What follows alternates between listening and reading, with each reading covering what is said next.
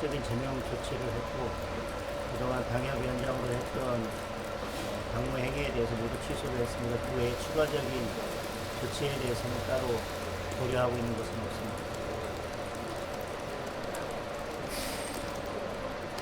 민주당 얘기하기로는 이해운 의원부터 제명한 것도 이재명 정부에서 국민의힘 인선에 입증하면서 협치 행보를 보였는데 제명으로 화답시장도 비판적 소리도 나오는데 이거에 대해서 어떻게 보시는지.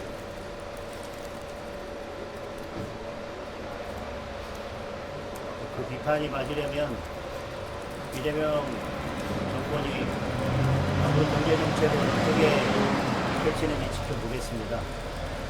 저희는 이해운 전 의원에 대한 장관 기용은 지금의 여러 이슈들을 덮기 위해서 그리고 무늬만 협치하는 모양을 갖추기 위한 것이라고 생각합니다. 이해운 전 의원이 보여온 경제에 대한 여러 가치관, 지금 이재명 정부가 추진하는 경제 정책과는 너무나 맞지 않습니다. 어떤 의도로 장관으로 발탁을 했고 앞으로 어떻게 경제 정책을 펼쳐갈지에 대해서 지켜보도록 하겠습니다.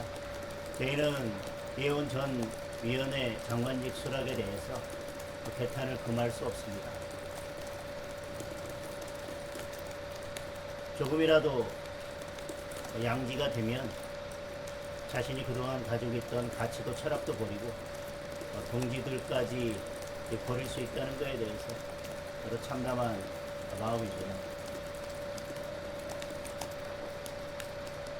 오늘부터 이틀 동안 좀 호남 일정을 갖게 되시는데 지난달 광주 민주묘지에서는 시민들 좀 항의도 있었거든요. 이번에 일정에 좀 임하시는 각오가 있다면 말씀해 주실 수 있을까요? 저희들이 호남 동행 그리고 월간 호남 동행은 진정성을 가지고 추진하는 것입니다. 지난달에는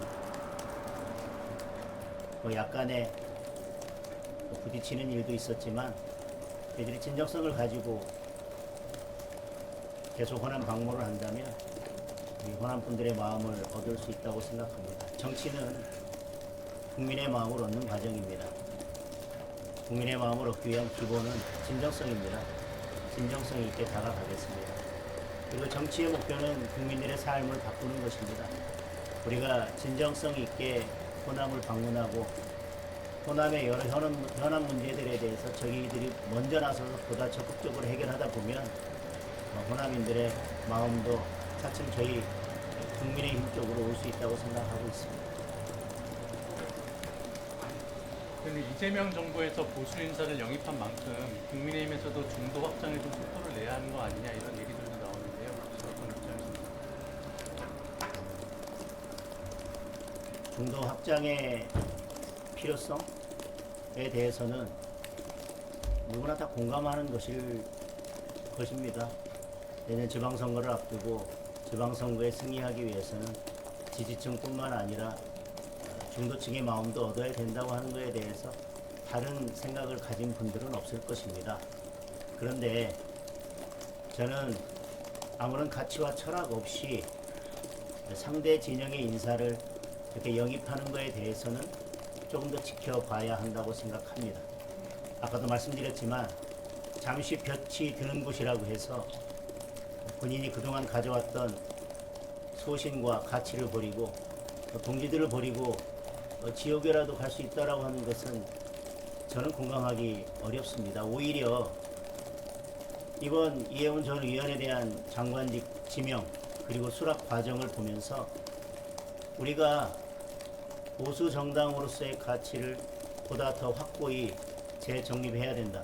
그리고 우리가 당성을 최우선으로 해야 된다고 하는 것에 대해서 저는 오히려 그것이 더 중요하게 부각되는 국면이라고 생각합니다.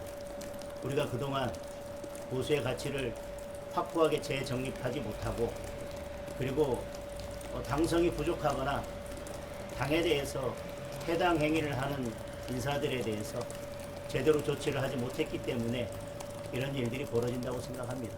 오히려 중도 확장은 중도 확장대로 하되 이렇게 당을 배신하고 당원들의 마음에 상처 주는 인사들에 대해서는 오히려 과감한 조치가 필요하다고 생각합니다. 그것이 양립할 수 없는 것이 아니라 그건 서로 결이 다른 문제라고 생각합니다.